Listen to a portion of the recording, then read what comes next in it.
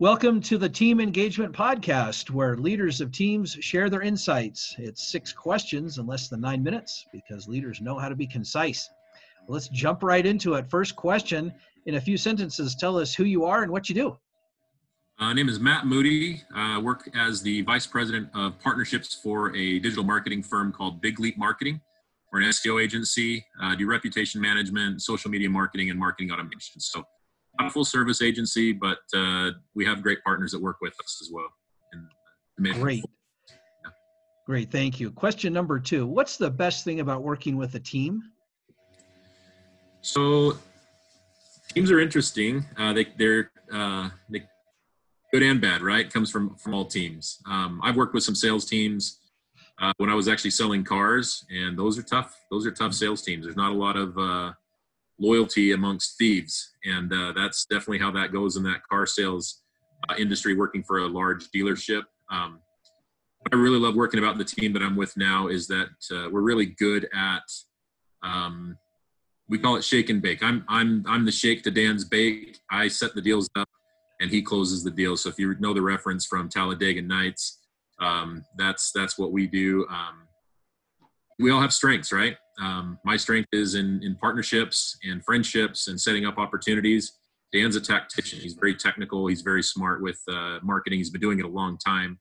So as I bring the opportunities in, he then consults with the company, figures out exactly what needs they have as a company, what their goals are, puts together proposals, pricing, etc. We've got great qualifiers on the team as well. So as opportunities come in to determine even if they are a good opportunity to work with, qualifiers do a really great job. And then we have fun together. I think it's important that a team does enjoy each other personally. So we get together, go to lunch, used to anyways, before this whole COVID-19 thing. We'd get together and go to lunch together. Company-sponsored lunches on a monthly basis as we hit goals, and get to enjoy each other outside of the work environment as well. Great. Thank you for sharing that. Love those insights. Question number 3. I hear from other leaders of teams that it can be a challenge to get team members engaged. Tell me your thoughts on that. Yeah, I mean, anywhere you've ever worked, there's going to be those employees that are doing it just to get a paycheck. And unfortunately, that's just the way that it always seems to be. If you can get your employees, coworkers to adopt what I call the stakeholder effect, where what's good for the company is what's good for me, or what's good for me is what's good for the company.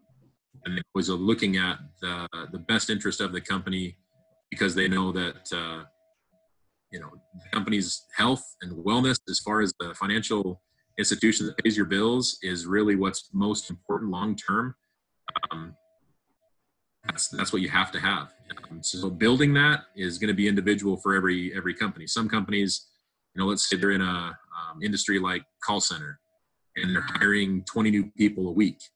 And by the end of the week, 12 of them have quit, 3 of them were fired, and you've got 5 people left. And then within a month, if one of those 20 people you've hired is still with the company, I just don't know how you get those guys engaged. Some people do, some people don't.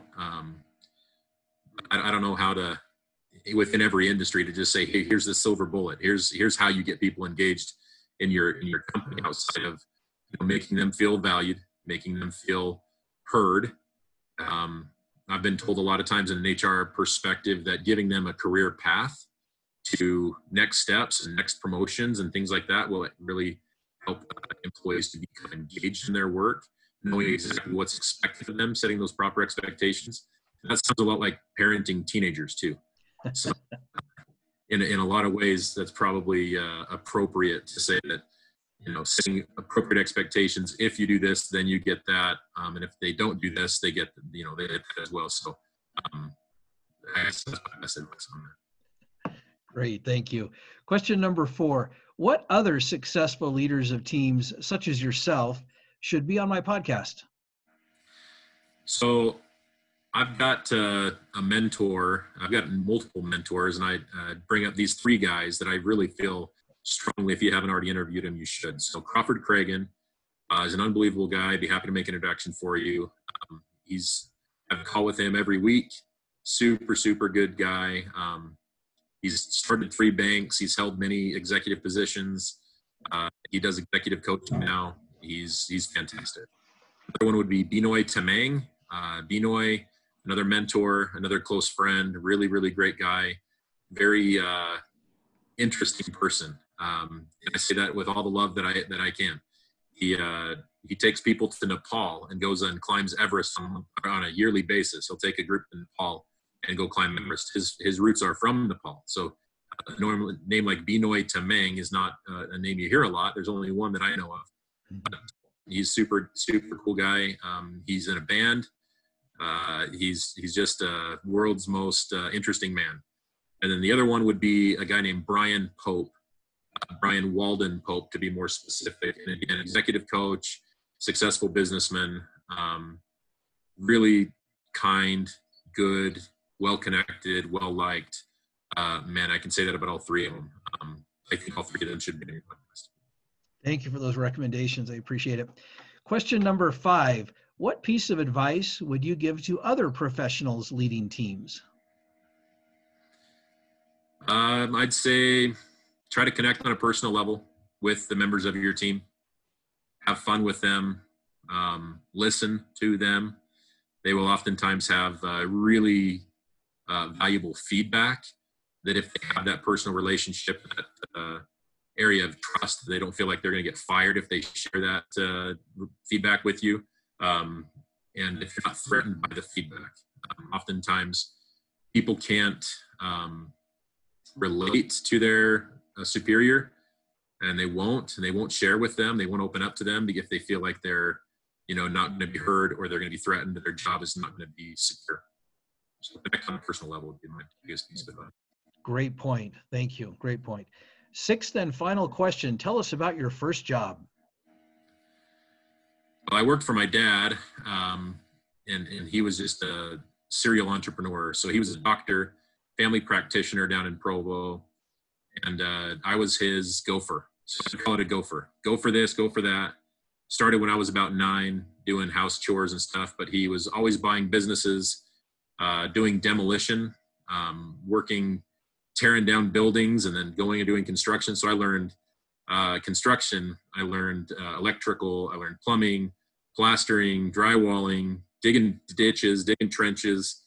I did that up until I was about 16 when my dad bought a car lot. And I was the gopher at the car lot. Go fill up the gas, change the brakes, alternators. I did full engine remodels on the engine, or overhauls. I worked in that industry for quite a few years, actually, in the automotive industry. So that's my real first adult job, that I would call it, would be that automotive industry. I stayed in it for probably about 15 years.